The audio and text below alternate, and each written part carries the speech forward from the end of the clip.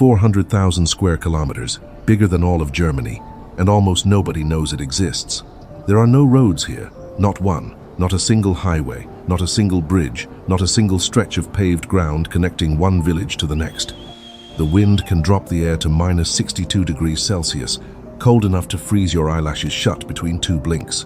For 8 to 9 months a year, winter owns everything, and for almost 3 months straight, the sun never rises at all. You think a place this size should be full of people. It is not, and what you are about to learn about the people who do live here is the part nobody tells you. This is the Taymyr Peninsula, the northernmost piece of mainland on the entire planet, and it is dying in a way that has nothing to do with the cold.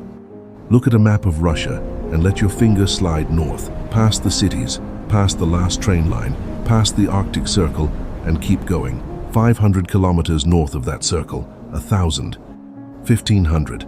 Out there, where the continent finally runs out of land and falls into a frozen sea, sits a peninsula the size of a major European country. And across all 400,000 square kilometers of it, an estimated 35,000 people. That is it. To put that in your head, imagine emptying out Germany, every city, every town, every farm, 80 million people, then scattering the population of a small town across the whole thing. That is the human density of Taymyr. Now here is the first thing that should bother you. Those 35,000 people are not spread out. They live in a handful of tiny villages, and those villages do not touch.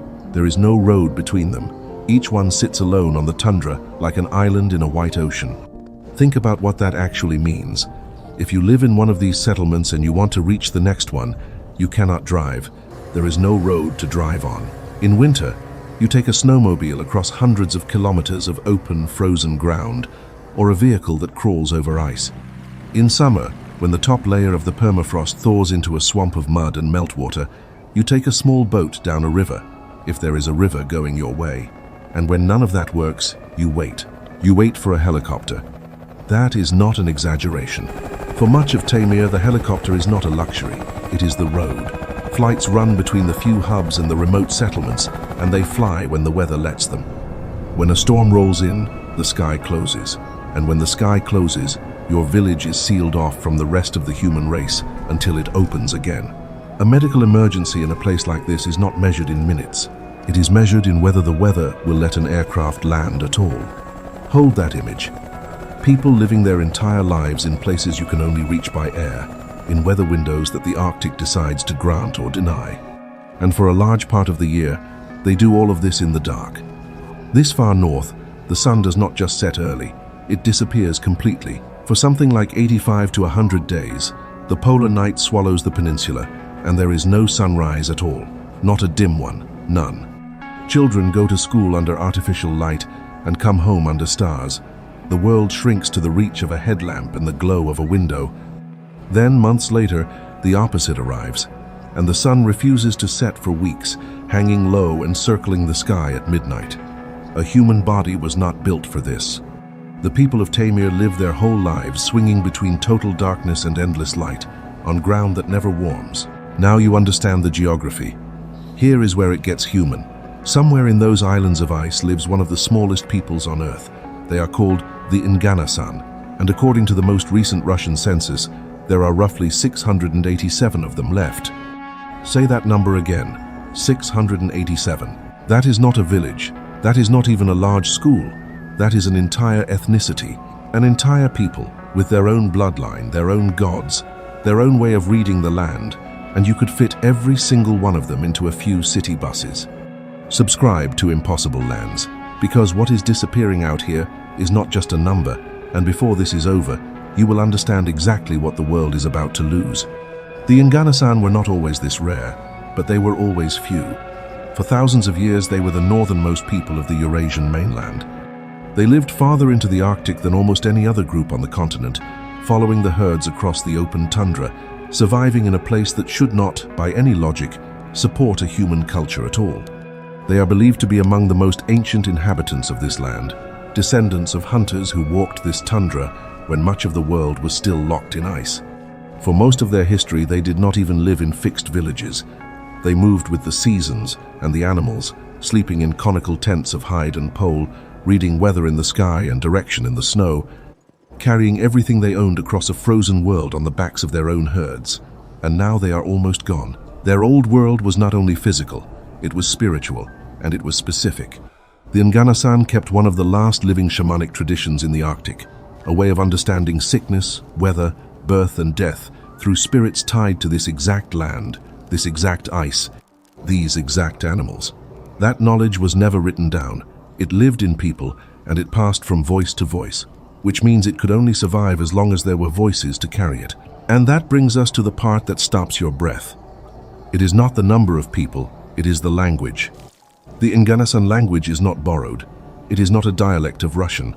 It is its own ancient tongue, part of a family that stretches back thousands of years, carrying inside it a way of describing snow, ice, reindeer, and the spirits of the tundra that exists nowhere else on the planet. Every language is a complete way of seeing the world, a set of tools for cutting reality into pieces and naming them, and this one is going dark. In the most recent census, a few hundred Nganasan said they had some command of the language, but researchers who actually study it tell a colder story. The number of people who speak it fluently, truly fluently, the way you breathe your own first language, may be only a few dozen. And here is the detail that should hit you. Almost all of them are old. The fully fluent speakers are reportedly over 60 years of age. The children, growing up in the villages, going to Russian schools, watching Russian television, are growing up in Russian.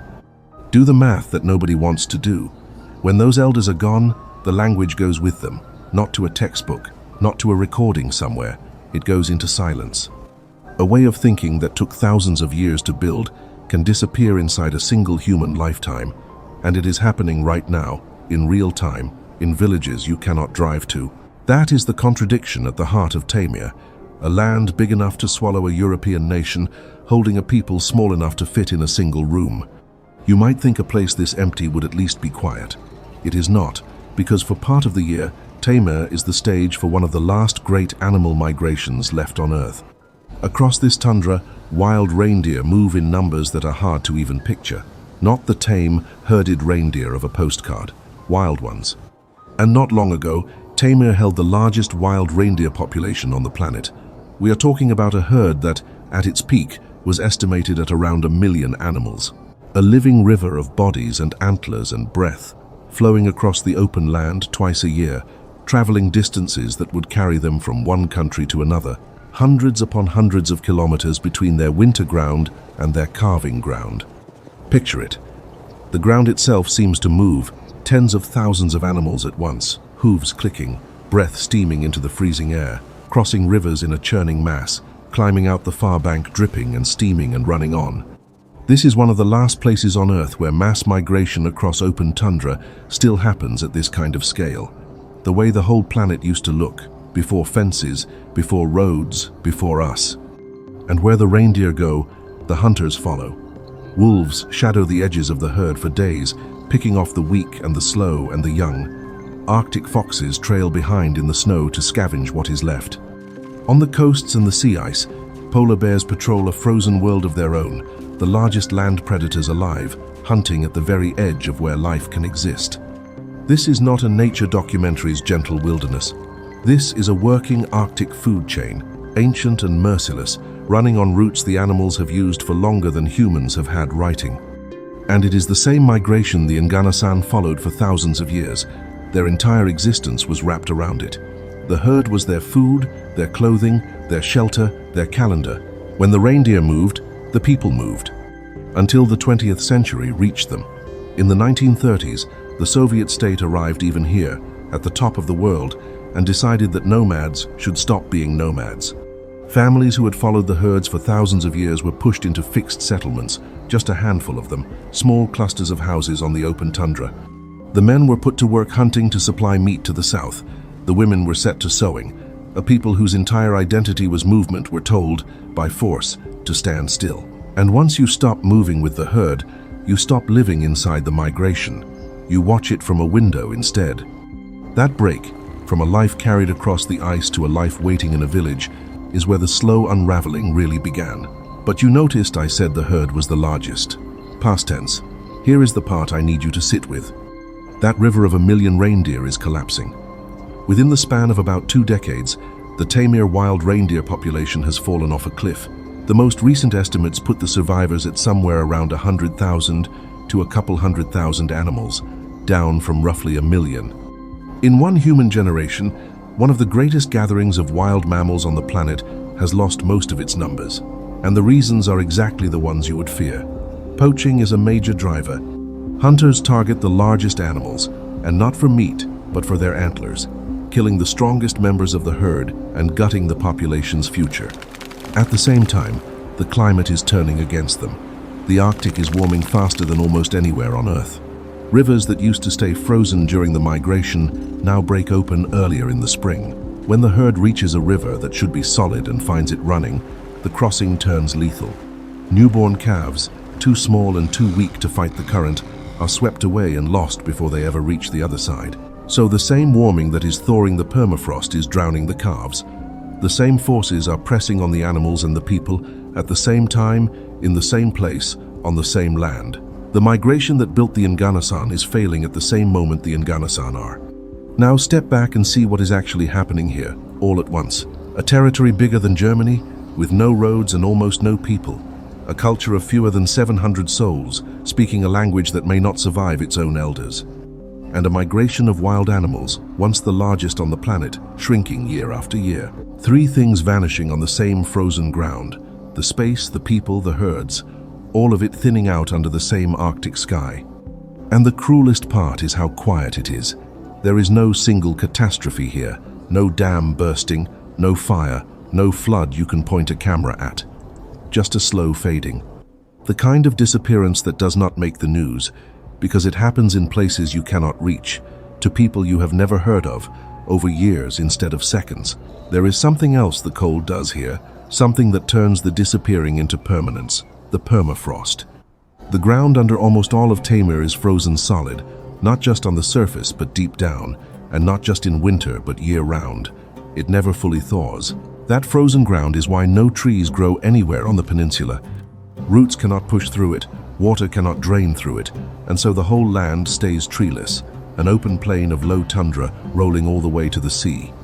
There is no forest to break the wind, nothing tall to hide behind, nothing to soften the horizon, just ground and sky, and the line where they meet, stretching in every direction. For thousands of years, that frozen ground was a kind of vault. It held the land still. It preserved what fell into it. But now that vault is starting to open. As the Arctic warms, the permafrost is beginning to thaw, and a frozen ground that has not moved in tens of thousands of years is becoming unstable. The land buckles, the surface slumps. Pools of meltwater appear where there was solid earth. The ground that held everything in place is itself starting to slip. Think about what that means for a people already this small. Their world was built on a frozen foundation, the roots of the reindeer, the timing of the rivers, the solid winter ground you could cross to reach the next village. All of it assumed the cold would hold. And the cold is no longer a promise. This is the part that makes Taymyr more than a story about a faraway place. Because the same thing pulling the Nganasan language toward silence, pulling the reindeer toward collapse, pulling the permafrost toward thaw, is not some local accident. It is the largest change happening to our planet, playing out first and hardest at the top of the world, where almost nobody is watching. The Nganasan survived thousands of years of the harshest cold on the continent. They outlasted pressures that would have erased a softer people. They did not fade because the Arctic was too brutal. If they fade, it will be because the modern world reached even here, into a place with no roads, and changed the rules they had lived by since before history began.